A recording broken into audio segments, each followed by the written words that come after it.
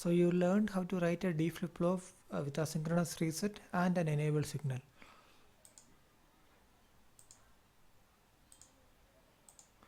Now this is an asynchronous resetable latch, and this is an asynchronous resetable latch with enable signal. So the code is almost same.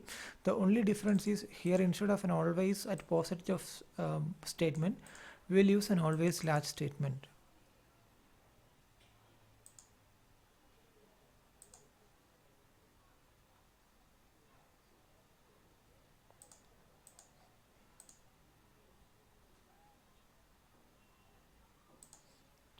Now next is a multiplexer. So here I have written a multiplexer of 4 input. So the name I had given is max underscore 4, and the input type is parameterized with type t is equal to logic 7 down to 0 default value. Now the input to this multiplexer are a select value. Since it is a 4 input multiplexer, the select line should be of width 2. So logic 1 down to 0 select input, and the next input is input type t, D0, D1, D2 and D3, and the output is again of type T and its name is Dout. Now here the multiplexer is a combinational circuit, and this is how you write the functional part of the multiplexer. Always comp begin unique case z select. Based on the select value, if the select is 2 bit 0 0, the Dout is equal to D0.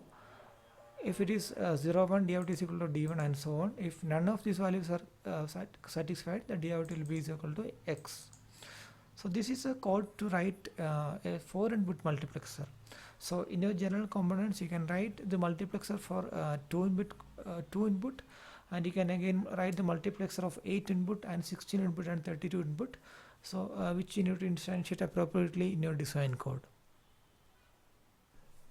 Here you might have noticed that in this always combinational circuit, we are using a unique keyword for the case statement. So the unique keyword is to tell the synthesizer that the selection of this case statement is unique.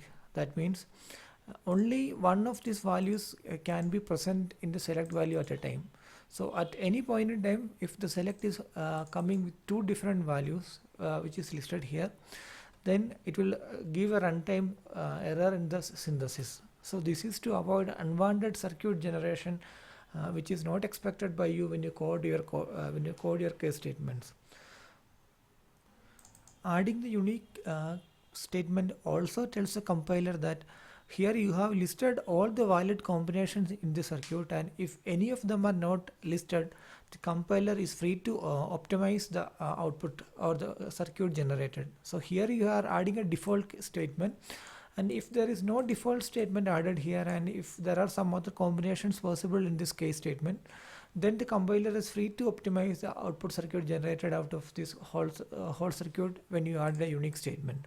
So when you add a unique statement, it will enforce the final synthesizer tool that only one branch is active at any point in time, and also it is telling this synthesizing tool that all the valid or all the interested combinations of this input selection is listed out here in this code.